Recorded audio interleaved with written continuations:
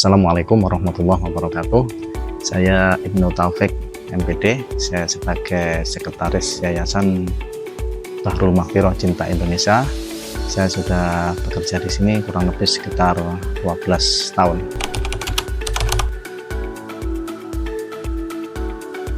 Selama 12 tahun ini tantangan yang ada di Pondok Pesantren Bahrul Maghfirah ini adalah bagaimana santri-santri itu nanti menjadi santri yang benar-benar memiliki akhlakul karimah, memiliki benar-benar akhlak yang baik, yang meniru dari suri tauladan dari Rasulullah SAW. Memang banyak hal pendekatan yang dilakukan agar santri-santri ini benar-benar memiliki karakter. Selain juga pendekatan dari sisi sekolah formal, yang memang juga sekolah formal juga ada kurikulum yang menekankan tentang pendidikan karakter, juga ada pendekatan dari sisi kepesantrenan, yaitu tentang sekolah diniyah, kemudian suri tauladan dari para ustadz, para kiai, para pengurus pondok, pengurus yayasan memberikan contoh yang baik, terutama di dalam yang paling sederhana aja adalah menjaga kebersihan. Contohnya seperti itu, memang kita harus memberikan contoh agar kita juga bersih, berpakaian juga rapi, kemudian juga tidak membuang sampah sembarangan, kemudian juga karakter-karakter yang lain di bidang kebersihan. Nah, selain itu juga pendekatan yang lain itu di pendekatan kebiasaan. Pembiasaan anak-anak atau santri itu mempunyai tanggung jawab terhadap apa yang ada di pondok pesantren. Contohnya adalah misalkan kamar mandi. Kamar mandi ini memang kalau tidak ada pembiasaan yang baik, itu nanti kamar mandi itu menjadi kurang terurus, kurang terawat. Nah, sekarang ini sudah mencoba kamar mandi itu, satu kamar mandi itu tanggung jawabnya 10 anak atau tidak sampai 10 anak lah. Kalau sekarang mungkin sekitar 5 sampai 7 anak. Nah, satu kamar mandi itu menjadi tanggung jawab anak tersebut. Nah, misalkan ada yang rusak, kerannya rusak, pintunya rusak, atau kebersihan di kamar mandi menjadi tanggung jawab dari 7 anak.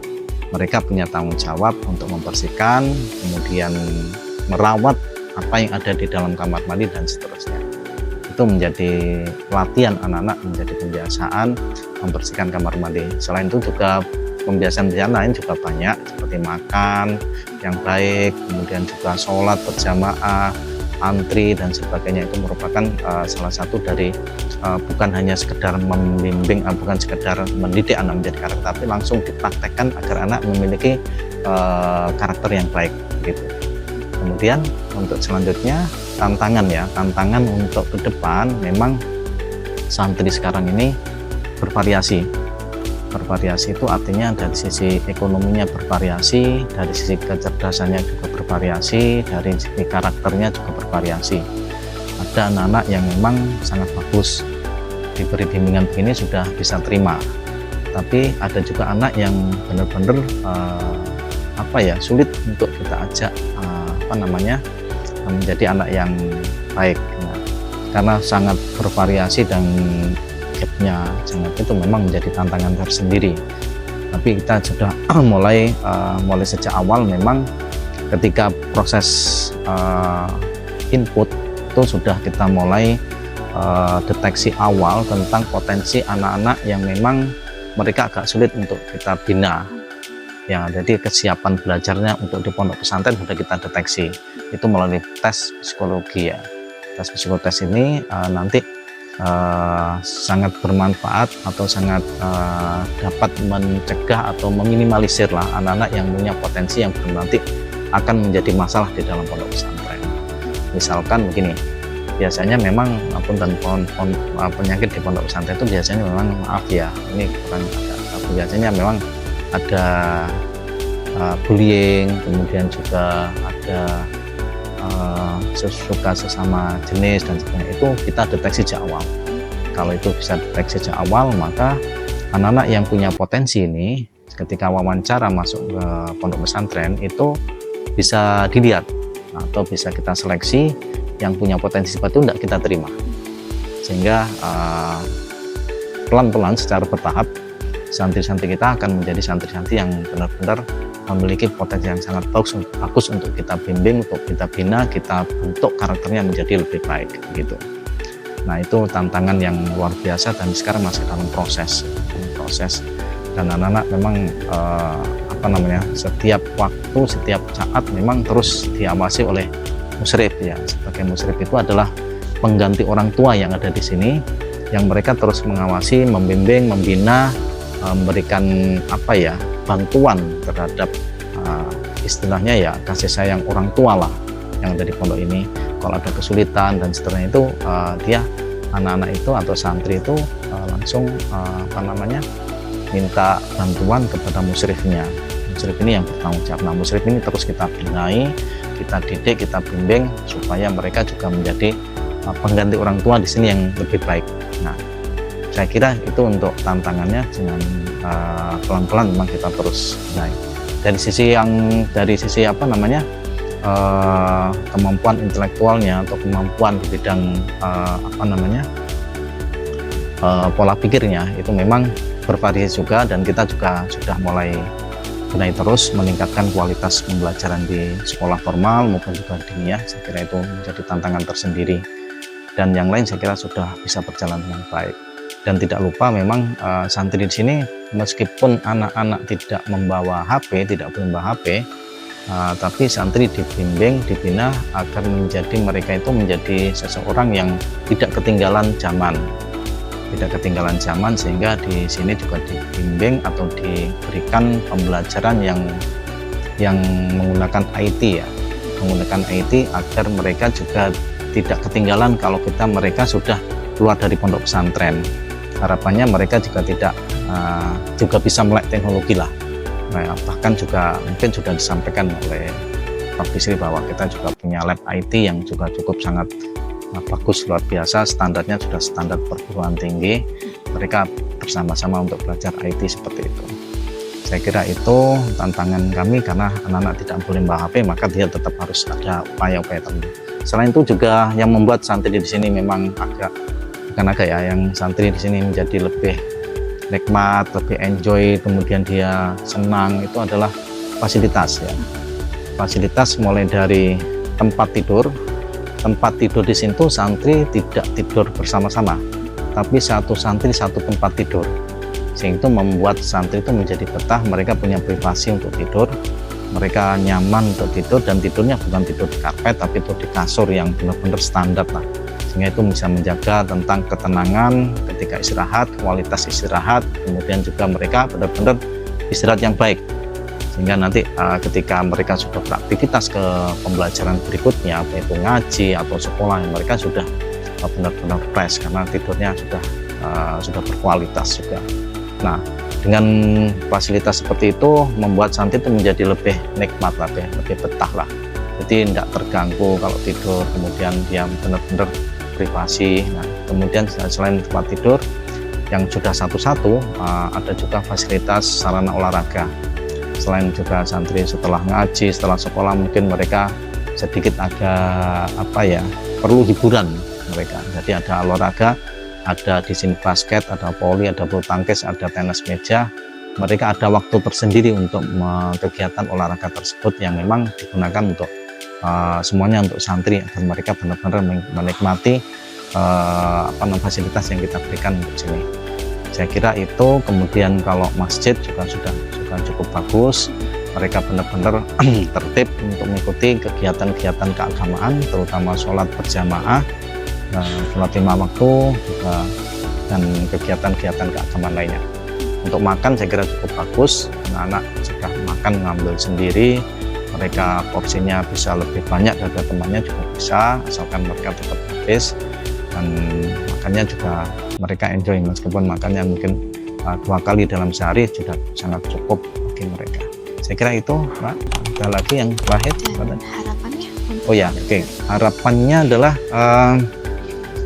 pondok pesantren itu meskipun sini adalah pondok pesantren salaf, tetapi juga berorientasi untuk mencetak generasi-generasi yang memiliki pengetahuan di bidang ilmu pengetahuan dan teknologi ya. Jadi mereka memiliki harapannya adalah lulusan dari Pondok Pesantren Farmapuro ini, mereka mempunyai keimanan yang sangat kuat, amaliyah yang sangat bagus dan benar. Mereka melaksanakan kegiatan-kegiatan semua amaliyah ibadah yang sudah diajarkan, tapi mereka juga punya pengetahuan dan melek IT ya, pengetahuan yang sangat bagus. Harapannya mereka bisa melanjutkan ke jenjang pendidikan di perguruan tinggi yang bagus, terutama di Kota Malang. Dan kita memang sangat berharap pada santri-santri, terutama juga orang tua, itu terus memberikan dorongan agar mereka bisa tidak cukup hanya sekolah di SMA, tapi harus kita wajibkan untuk mereka untuk melanjutkan ke jenjang perguruan tinggi yang ada di Kota Malang. Kita bisa memberikan fasilitas apapun kepada mereka, baik itu beasiswa di beberapa perguruan tinggi di Kota Malang, sehingga mereka menjadi orang yang luar biasa. Tapi yang bagian ada juga yang lulusan itu yang bisa ke luar negeri, itu yang memang mereka lebih spesifik di bidang keagamaan. Mereka punya kemampuan bahasa Arab yang bagus, ilmu alat bahasa Arab yang sangat bagus, mereka kita kirim ke luar negeri nanti untuk meningkatkan kemampuannya di bidang agama dan bahasa Arab. Saya kira itu untuk harapannya, sehingga santri ini menjadi lebih luar biasa.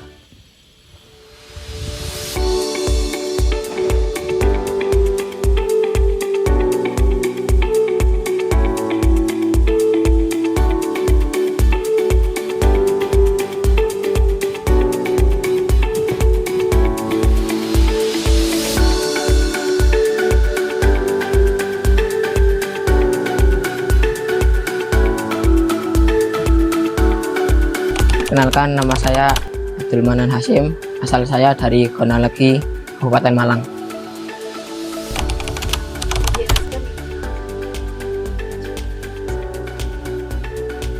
Alasan yang pertama itu ingin menguatkan ilmu agama dan ingin menguatkan ilmu-ilmu umum juga. Jadi gak cuma agamanya, sama jadi umumnya juga ikut.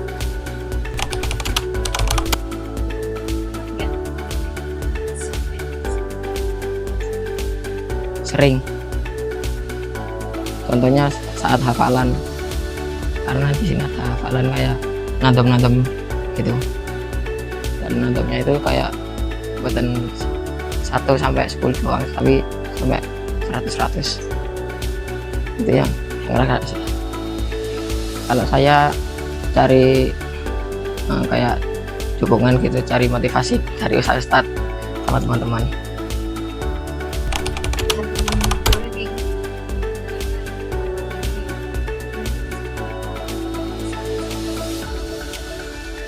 Kalau hal yang paling berkesan itu pas bersama-sama teman, ketika makan, ketika bermain, ketika belajar, ketika ngaji bareng gitu. Kalau kegiatannya untuk bangun, kita bangun jam 3 pagi, kemudian kita persiapan makan sahur sama mandi sampai dikasih waktu itu jam 4, kemudian kita sholat sampai jam 4, terus masa waktu subuh itu nanti kita sholat sama-sama. Setelah sholat itu ada waktu sampai jam setengah 6 itu untuk istirahat, olahraga, ngaji, dan lain-lain. Kemudian kita masuk sekolah mulai jam 7.45, itu kita sholat duha sampai nanti sekolah sampai jam 11. Jadi sampai jam 11 ada waktu istirahat sebentar, nunggu zuhur, persiapan zuhur, kemudian sholat zuhur, istirahat sebentar, jam 1 masuk ngaji, jam 1 start buat halaqah, kemudian jam itu sampai jam setengah 4, kemudian lanjut ngaji sampai jam 4. Habis jam 4 itu persiapan untuk berbuka sama mandi-mandi dan lain-lain sampai jam setengah 7. Kemudian setengah 7 kita persiapan terawih, dan terawih sampai jam 8. Jam 8 lanjut harus bersama sampai jam 9. Kemudian setelah jam 9 itu free sampai jam 10 untuk belajar dan lain-lain. Untuk kelas 8 paling masih dasar-dasar untuk ilmunya, kalau kelas 10 sudah naik tingkatannya.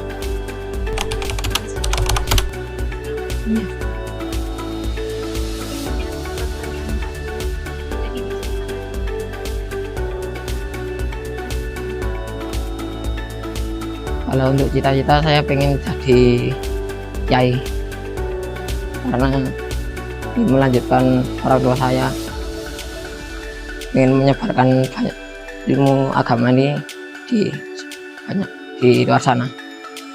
Dan itu harapan saya di pondok ini, semakin tahun semakin ke depan terus maju, terus lancar, semuanya dilancarkan sama Allah Subhanahu wa Ta'ala.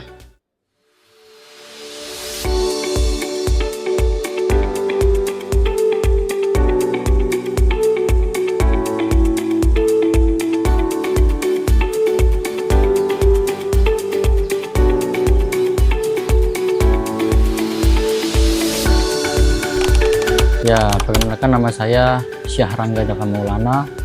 Saya kelas 10 MA. Asal saya dari Gedung Kandang. Alasan utama saya belajar di sini karena pertama saya ingin menimba ilmu agama saya.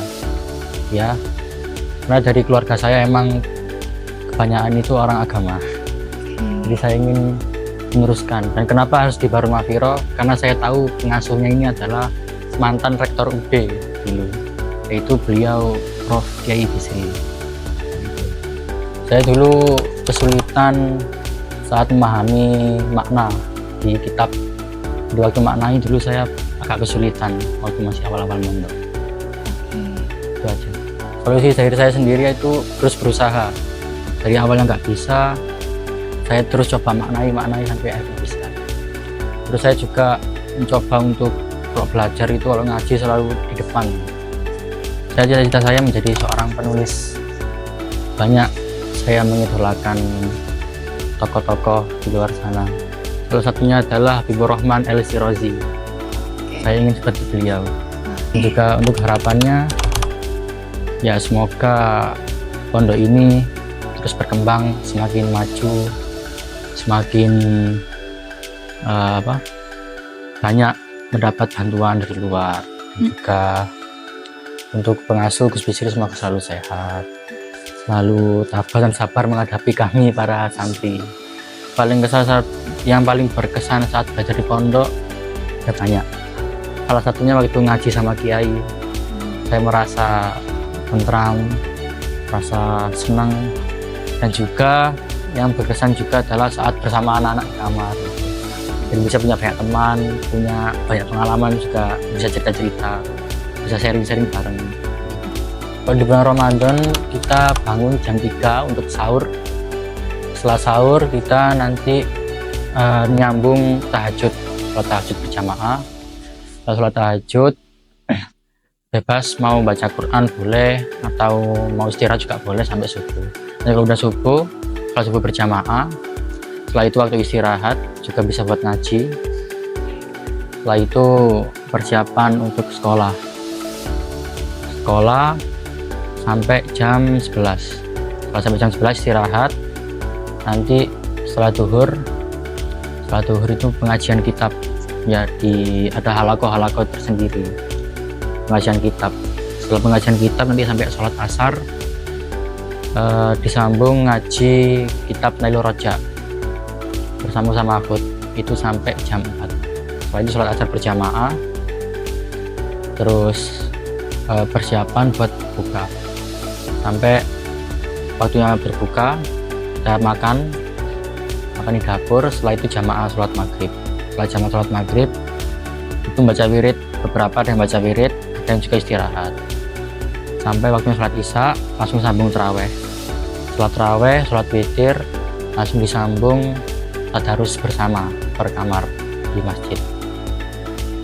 Hari biasa itu sama, tetap bangun ya 3:30 gitu, terus tahajud, sholat tahajud sama nyambung sholat subuh. Sholat subuh pengajian di kamar masing-masing, ngaji Al-Quran. Setelah itu makan pagi jam 6 sampai jam 7 waktunya. Di sela-sela makan pagi itu bisa buat mandi, bisa buat persiapan buat sekolah. Setelah itu sholat duha berjamaah. Setelah sholat duha berjamaah ke sekolah masing-masing sampai jam setengah 12. Setelah sekolah formal ada istirahat waktu 1 jam sampai jam 1. Setelah itu kita sholat ngaji diniyah. Kita sekolah diniyah sampai jam setengah 4 di kelas masing-masing. Setelah itu sholat asar sampai jam 4, nanti ada waktu makan sore. Waktu makan sore ini sampai jam 5. Setelah itu persiapan sholat maghrib. Setelah sholat maghrib sekitar jam 6 nanti pengajian Al-Quran ya, di kelas masing-masing, ada kelompok-kelompoknya sampai waktu sholat isya. Setelah sholat isya kita ada waktu belajar bersama atau mutola'ah di kamar sampai setengah 9. Setelah itu istirahat bebas sampai jam 10 baru tidur.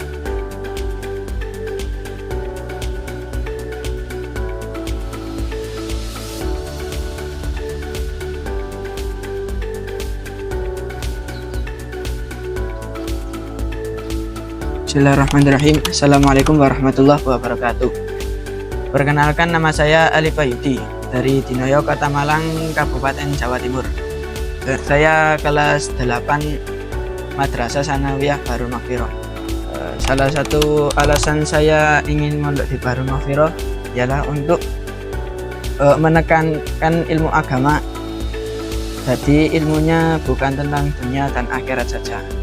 Jadi ilmu akhiratnya dapat, ilmu dinianya dapat. Dan alasan kenapa saya ingin di Pondok Bahrul Maghfirah, karena saya tahu di sini ilmu dunia sama ilmu akhiratnya dapat. Jadi seimbang, tidak terlalu ke ilmu akhirat, juga tidak terlalu ke ilmu dunia. Tantangan terbesar saya ketika di pondok, ketika hafalan, itu saya sering kesusahan saat hafalan, terutama hafalan madom-madom saat di bulan Ramadan. Saat di bulan Ramadan jam 3 pagi biasanya dibangunkan untuk sahur.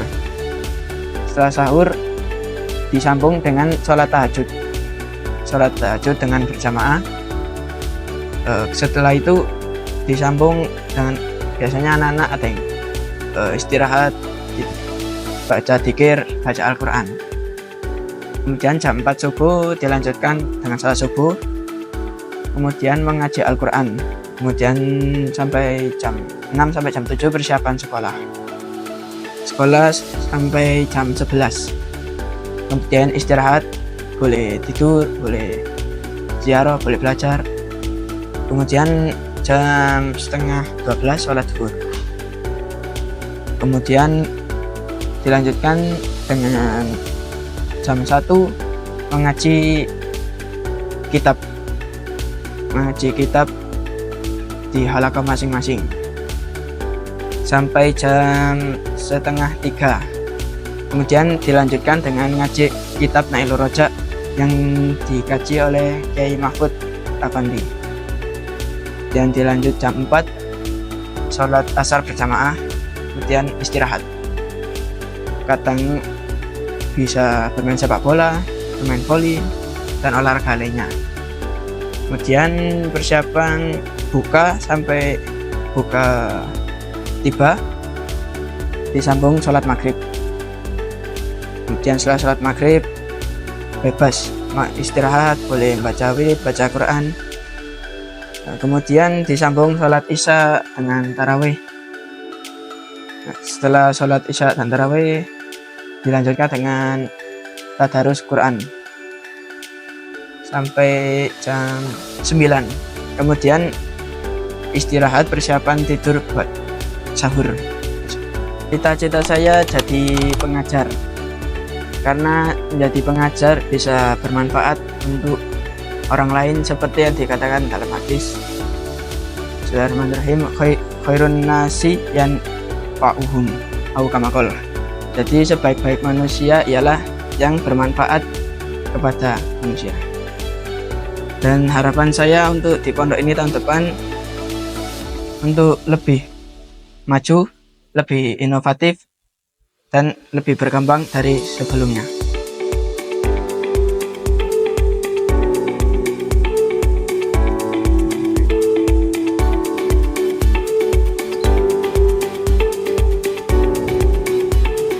Oke, perkenalkan nama saya Alif Bintang Maulidina Putra Linhandoyo.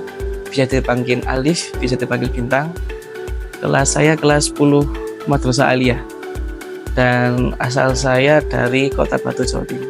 Alasan saya masuk pondok pesantren itu yang paling utama itu ingin mendalami agama Islam di pondok sini. Ingin mendalami agama Islam dan juga saya memilih pondok ini.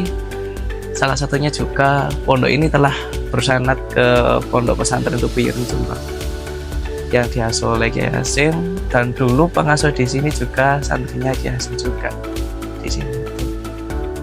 Dan di sini juga salah satunya saya juga alasannya di sini itu sudah semi-semi modern di sini. Sudah mulai berkembang dari fasilitasnya dan juga dari seni ilmunya juga sudah berkembang di sini. Itu alasan saya pondok di sini. Tantangan terbesar di pondok pesantren itu salah satunya belajar. Belajarnya di sini itu juga kan di sini minus kan nggak boleh dibawain elektronik kan di sini ya. Jadi di sini tuh semuanya tuh serba mandiri. Kita ada bantuan dari teknologi dan dari apapun di pondok pesantren ini. Jadi kita itu semua di sini serba mandiri, dari mandi, dari belajar, dari segala hal di sini ya. Segala hal di sini itu serba mandiri, itu salah satu penyebab tantangan utama saya belajar di pondok pesantren itu. Hal yang paling berkesan saat di pondok ngaji bersama profesor. Ngaji bersama Profesor Bisri dan juga ngaji bersama kiai-kiai, dan juga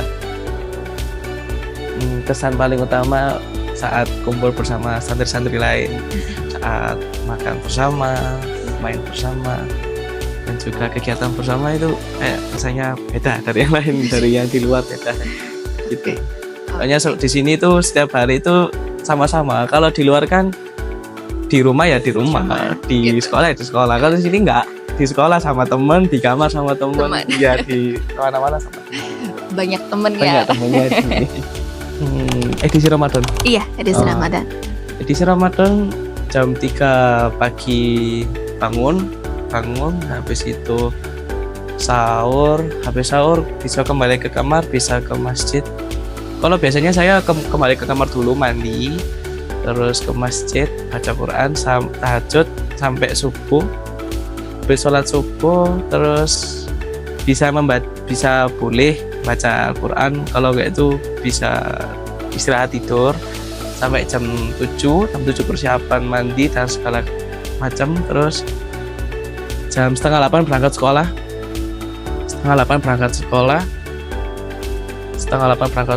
Sebelum itu jam 7.15 kan itu sholat duha berjamaah dulu.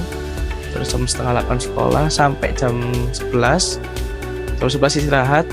Habis istirahat sampai jam 1 pengajian kitab bersama Ustadz Ustadz. Habis asar ngaji bersama Kiai Mahfud, ngaji Nailur Rojak, membahas fikih. Itu habis itu ngaji sampai jam 4 sampai jam 5. Jam 5 persiapan segala macam. Jam 5 sampai ada maghrib berbuka, habis buka puasa, sholat maghrib, habis sholat maghrib istirahat ke kamar, boleh baca zikir di masjid. Di situ kembali ke masjid, habis masjid sholat isya, terus taraweh, habis taraweh tadarusan sampai jam 9 boleh dilanjut istirahat. Kalau nggak gitu belajar yang lain sampai jam 10 itu. Cita-cita saya jadi pengacara. Ya, cita-cita pengacara. Saya pingin kuliah itu ngambil jurusan hukum. Kalau nggak di UGM ya di Brawijaya. Soalnya di Brawijaya ya mantan rektor Brawijaya juga ya pengasuh sini. Oke. Gitu. Ya harapan saya di Pondok Pesantren Dharma Vira ini semakin tahun semakin berkembang dari fasilitasnya juga ilmunya dan juga sumber daya manusianya juga berkembang. Dari awal masuk pondok sini sampai akhir sampai sekarang itu berkembang sangat pesat ya di sini itu dari fasilitasnya dan juga segala macam di sini.